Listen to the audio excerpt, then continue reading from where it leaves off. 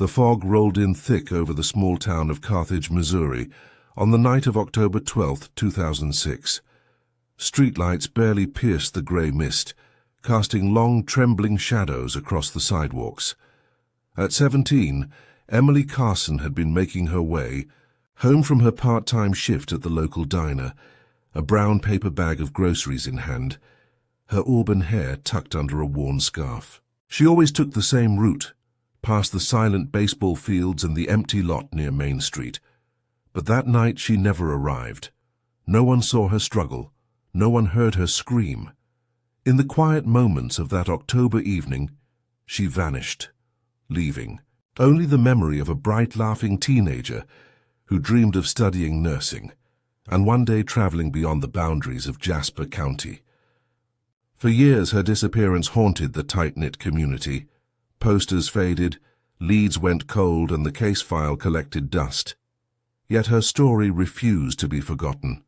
Emily was the eldest of 3 children in a modest brick house on Maple Avenue.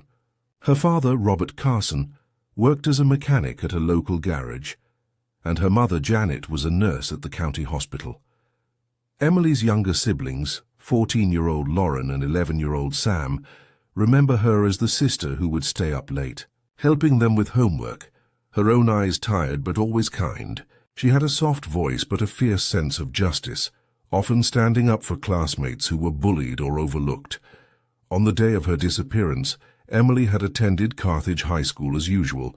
Her English teacher, Claire Daniels, described her as one of those students who sees the world clearly, who asks questions no one else dares to ask. Emily had been on the honor roll and participated in the school choir, but her passion was volunteering at the local clinic on weekends.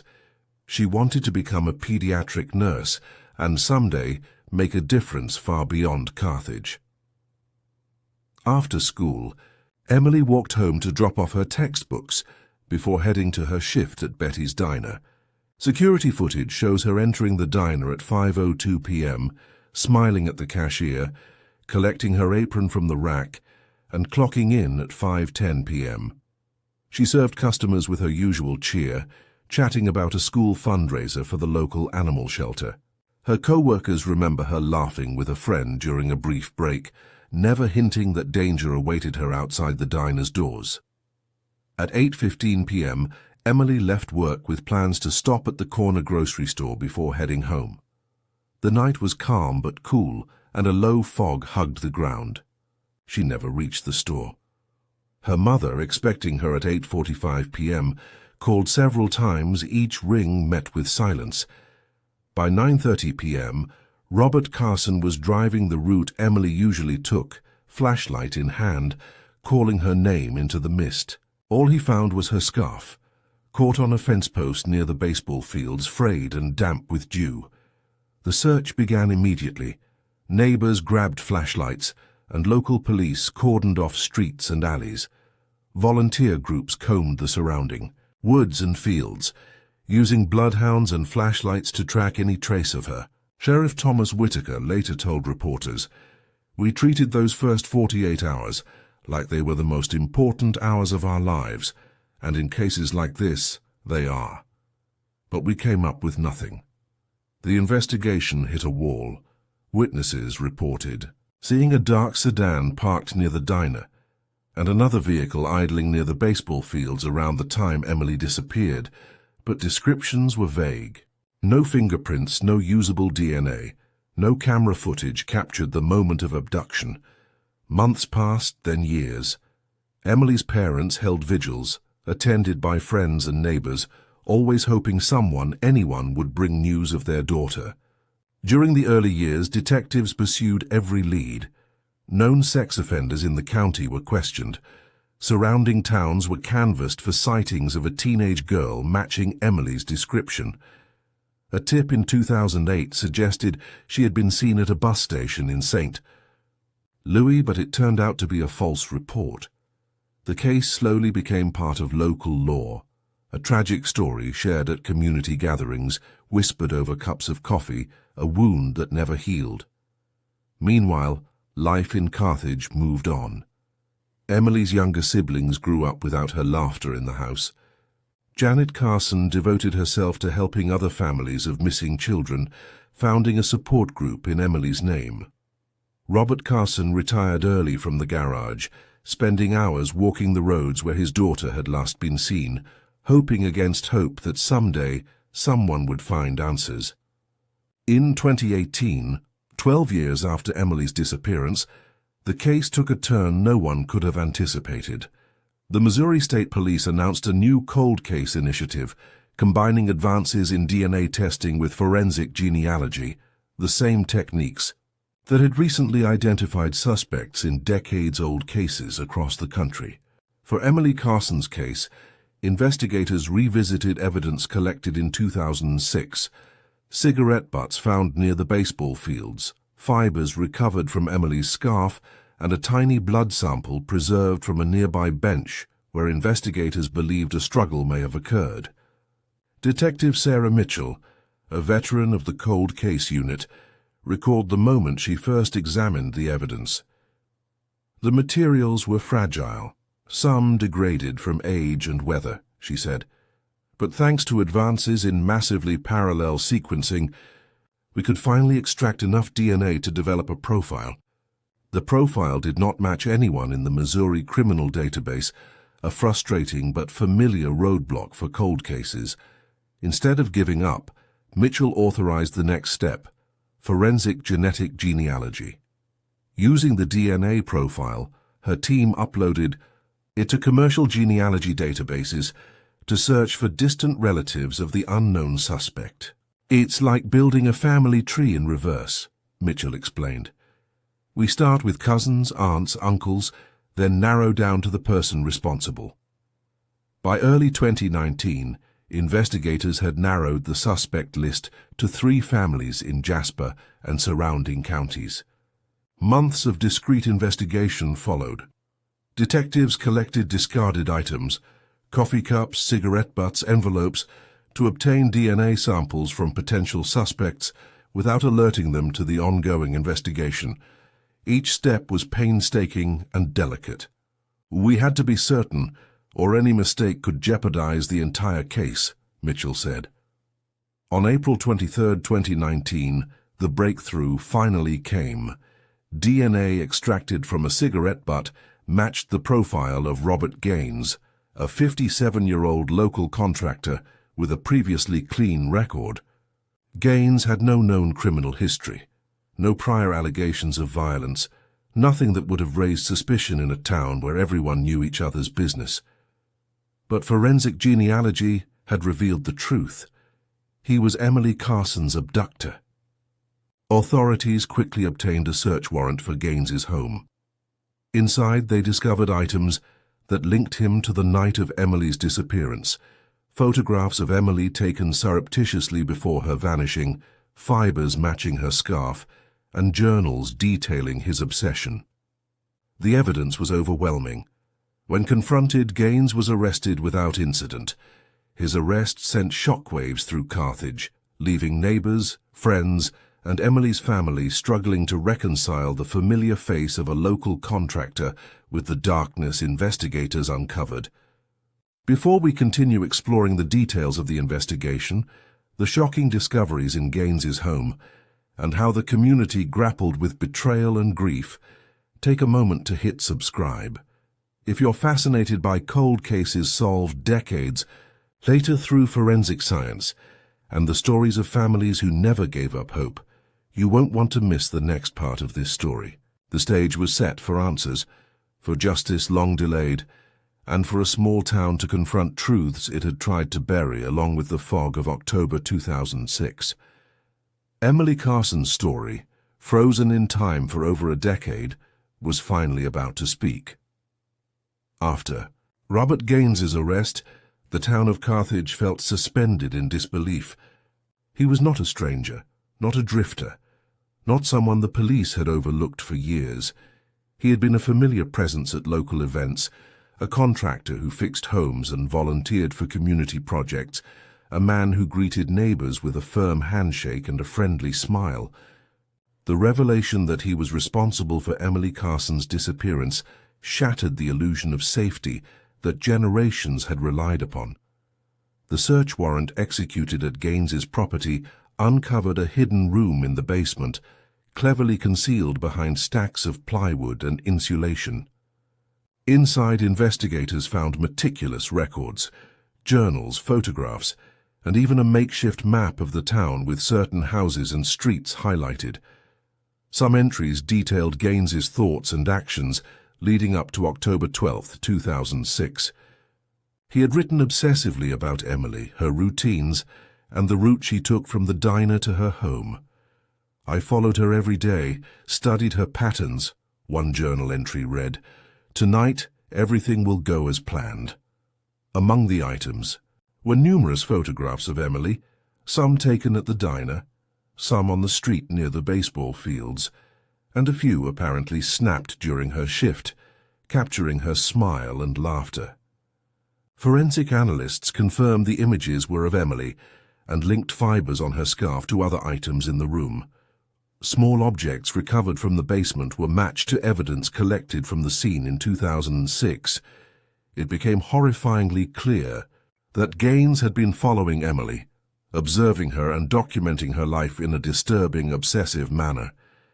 Investigators also found letters Gaines had written, never sent, confessing in detail how he had abducted Emily and how he had disposed of evidence to avoid detection, discarded incriminating items in different parts of Jasper County, and the elaborate efforts he had made to insert himself into community activities while secretly hiding his crime. The meticulousness was chilling. He had thought of everything, Detective Sarah Mitchell later told reporters, and yet he could not anticipate DNA would one day speak for Emily. The community's reaction was immediate and visceral. Neighbors who had once praised Gaines's handiwork on homes and schools now recoiled in shock. Friends of Emily's family, who had interacted with Gaines at fundraising events, scholarship ceremonies, and town fairs, were left grappling with disbelief and betrayal. How could someone live among them, earn their trust, and commit such a crime without raising suspicion? Carthage became a town haunted not just by Emily's disappearance, but by the realization that darkness could hide behind familiarity. In the days following the arrest, media outlets swarmed Carthage. News crews broadcast the revelations across Missouri and beyond. Interviews with Emily's family were restrained but heart-wrenching. Janet Carson, Emily's mother, spoke softly but with unwavering determination. "We never stopped looking for her," she said. "Every day we hoped, every night we prayed, and now we finally have answers. Justice may not bring her back, but it brings her story to light." Robert Carson, Emily's father, echoed her sentiments. "It's hard to comprehend. We trusted him in our town. We trusted him in our lives. But Emily's memory is stronger than the lies anyone could tell. Evidence from Gaines's home provided a full picture of the night Emily disappeared. Investigators reconstructed the timeline using his journals, letters, and GPS data from his work vehicle. On October 12, 2006, around 8:30 p.m., he had parked near the baseball fields, watching Emily leave the diner. Following her, he intercepted her on her usual route, using the fog and the quiet streets to his advantage. Witness statements and subtle observations from 2006 were revisited, confirming small details Gaines had hoped would remain unnoticed. The idling sedan reported near the fields, the fleeting glimpse of a man in the fog, and the scarf left behind on the fence post. The forensic breakthrough, however, remained the DNA from the cigarette butt discovered near the baseball fields. Previously, it had been catalogued but considered irrelevant due to degradation and lack of comparison. Advances in massively parallel sequencing allowed analysts to isolate a usable DNA profile. When uploaded to commercial genealogy databases, distant relatives led investigators directly to Gaines. Without this scientific leap, it is likely the case would have remained unsolved, and the truth of Emily's fate may have never been revealed. Prosecutors built a meticulous case. They combined the physical evidence, including fibers, photographs, journals, and DNA, with witness testimony from 2006. They demonstrated Gaines's pattern of obsession, premeditation, and attempts to blend seamlessly into the community. Detective Mitchell testified about the painstaking work of connecting decades-old evidence with modern technology, highlighting how forensic genealogy had been critical in finally identifying the suspect. The emotional toll on Emily's family was immense. While the arrest offered clarity, it also reopened wounds. Every conversation, every interaction Gaines had with the community over the years now carried a sinister weight. The scholarship fund he had attended, the volunteer work he performed, even casual conversations at the hardware store, all now cast in a new, horrifying light. Janet Carson described walking past houses and streets she had once passed daily with Emily, now haunted by the knowledge that her daughter's life had been taken under the gaze of a familiar neighbor. Community members struggled with the same duality. Gaines had contributed genuinely to town projects, yet he had been Emily's predator. Conversations in Carthage revolved around trust, perception, and vigilance. How does a community reconcile the helpful neighbor with the hidden killer? Church congregations, school boards, and neighborhood associations convened to discuss how to rebuild faith in local institutions and learn to recognize warning signs that might have gone unnoticed in the past. Meanwhile, law enforcement in Missouri began using Emily's case as a model for other cold cases. The integration of forensic genealogy with preserved physical evidence demonstrated the potential for decades-old cases to be reopened and solved. The Missouri State Police Cold Case Unit received additional funding and staff, enabling them to tackle cases that had once been considered impossible.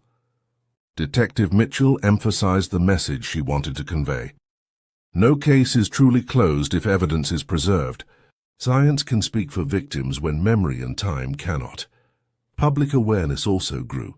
Emily's story was featured in national news outlets, podcasts, and crime documentaries, highlighting both the horror of her abduction and the triumph of modern forensic investigation.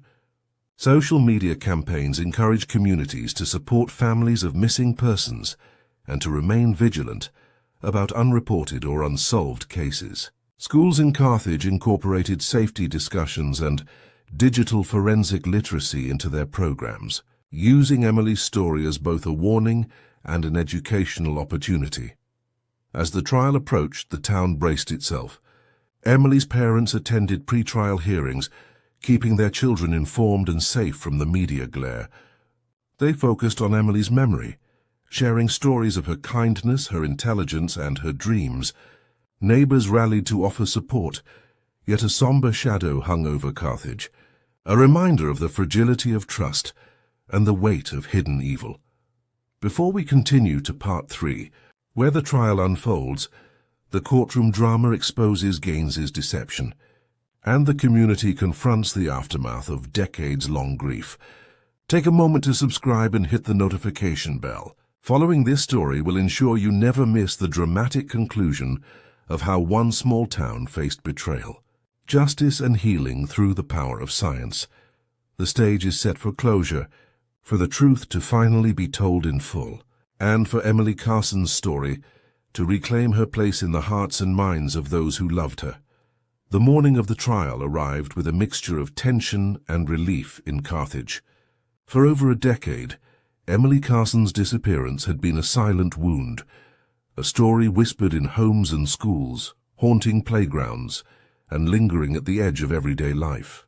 Now, more than 12 years later, the man responsible would face justice. Courtroom doors opened at 8:30 a.m., drawing crowds that overflowed into hallways and nearby conference rooms.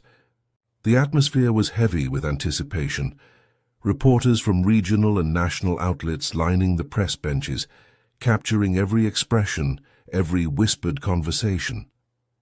Emily's family sat together, holding hands, drawing strength from one another, their faces a mixture of grief, determination, and cautious hope. Prosecutor Angela Warren opened the case with a calm but authoritative voice. She presented the story of Emily Carson's final day in October 2006 with meticulous precision. Security camera footage from the diner showed Emily finishing her shift, her smile caught in grainy frames that now carried an eerie foreboding. The path she took through the fog-laden streets was reconstructed with maps, timestamps, and witness testimony. The scattered scarf and the cigarette butt, overlooked in 2006, became the linchpin of the entire investigation. DNA extracted from the cigarette and analyzed using advanced sequencing technologies confirmed beyond doubt that Robert Gaines had been at the scene. Warren introduced photographs, seized from Gaines's hidden basement room. They showed Emily walking home unaware, framed in ways that betrayed the sinister intent of the person behind the camera. Fibers from her scarf, hair strands, and other trace evidence collected in 2006 were linked to items found in Gaines's possession. The jury watched in silence as the chain of evidence, preserved for over a decade, connected every dot from Emily's last known moments to the suspect's concealed room.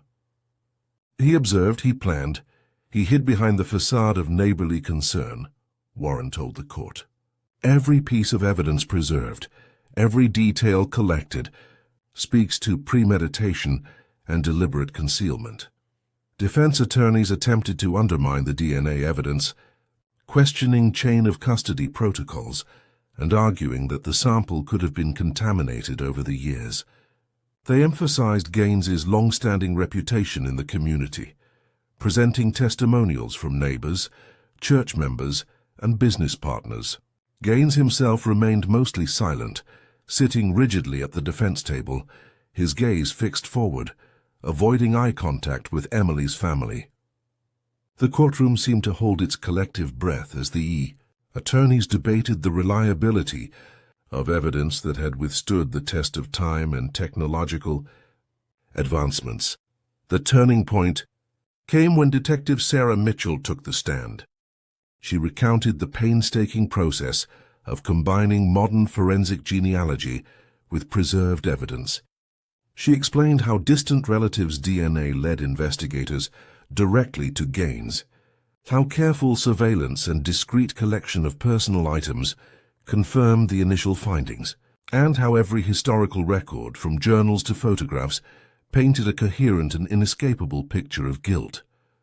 Her testimony, delivered with measured authority, left no room for doubt.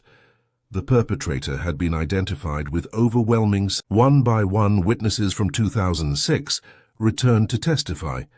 Neighbors recalled fleeting observations, like the idling vehicle near the baseball fields or a man seen lingering in the fog, details that had been dismissed at the time but now took on new meaning. Former colleagues of Gaines described his meticulous nature, his habit of keeping records, and his obsessive attention to detail. Even casual community volunteers testified, noting how Gaines had often inserted himself into local initiatives, seemingly to help, yet unknowingly to others, hiding behind the mask of civic virtue. Each testimony, when viewed through the lens of forensic discovery, added weight to the prosecution's narrative.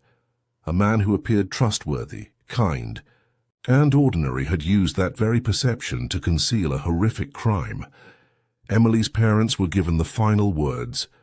Janet Carson spoke with a quiet dignity that filled the courtroom. For 12 years, we lived with questions that had no answers.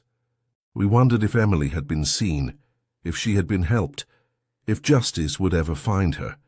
Today we know. Today the truth is undeniable. Robert Carson added, "We cannot bring our daughter back. We cannot erase the years of uncertainty. But knowing who took her and why allows us to honor her memory and ensure her story is never forgotten." Tears streaked their faces, yet their voices remained steady, carrying through the courtroom and beyond into every live broadcast that captured the trial. On the fourth day of proceedings, Gaines's defense crumbled. The weight of physical evidence, combined with his own writings and the forensic genealogy results, left no credible avenue for acquittal. Gaines, confronted with the overwhelming evidence, finally spoke. His voice was flat, almost resigned. I did it. I took her. I followed her. I thought I could get away with it, but I see now that I cannot hide from what I've done. Silence fell over the courtroom.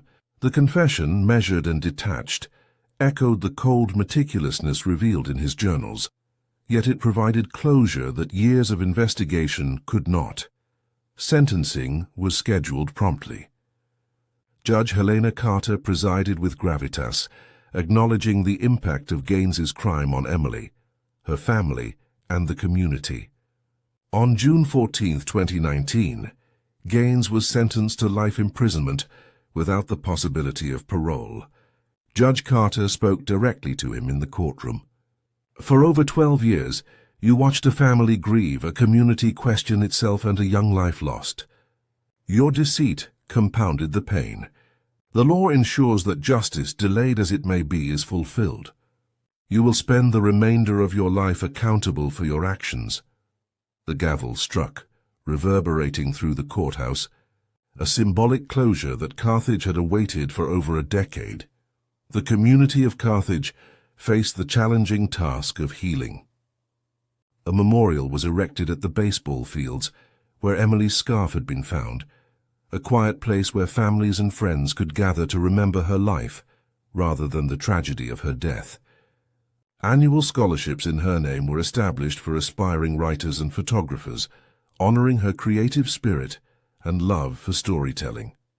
Schools incorporated safety programs, teaching students about situational awareness and personal security, ensuring that Emily's story would educate future generations.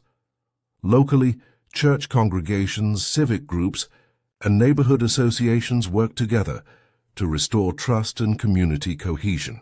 Mental health resources and counseling were made available for those deeply affected by Gaines's betrayal, acknowledging that trauma extended beyond immediate family members to the town as a whole. Residents held vigils, sharing stories, photographs, and personal memories, collectively reclaiming the narrative of a town that had been shadowed by grief and fear. Law enforcement agencies across Missouri and neighboring states took note of the power of forensic genealogy. Emily Carson's case became a model for approaching cold cases, demonstrating that meticulous evidence preservation, combined with advances in DNA technology, could solve cases once thought impossible.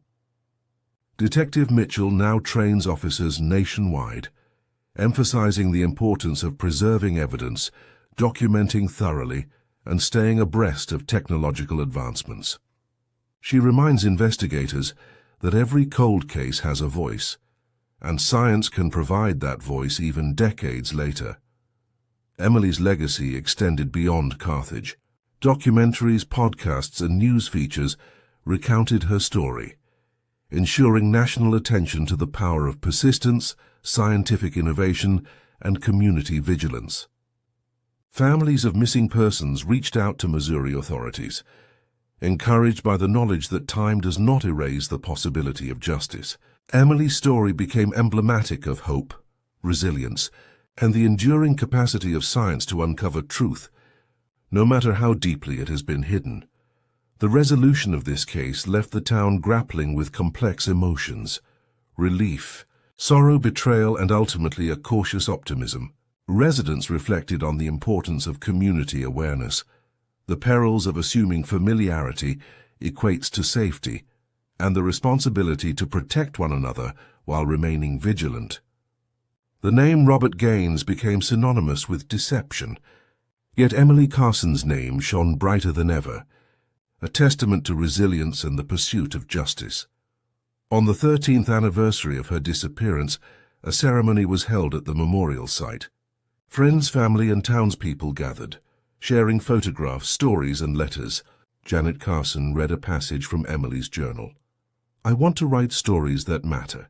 I want to make people feel, think, and remember." Those words resonated profoundly, reminding everyone present that although her life was cut short, her story continues to inspire. Emily Carson's case underscores a timeless truth: justice, no matter how delayed, remains a powerful force, Advances in forensic science, dedication of investigators and community support can illuminate even the darkest corners of human behavior. While the pain of loss cannot be erased, the revelation of truth restores dignity to the victim, validates the grief of families, and ensures that perpetrators are held accountable. For Emily Carson, the silence of 12 years was finally broken, and her story reclaimed a place of honor in the hearts of all who loved her. For those watching today, remember that each unresolved disappearance is more than a statistic. It is a life, a family and a community forever changed. Support efforts to preserve evidence, educate the public, and empower investigators to never give up. Emily's story proves that even after years, justice can arrive, truth can prevail, and a community can begin to heal. For more stories of cold cases solved through the tireless dedication of investigators and the transformative power of modern science, subscribe to our channel and hit the notification bell. Because every missing person deserves a voice, every family deserves answers, and every truth, no matter how long buried, deserves to be told.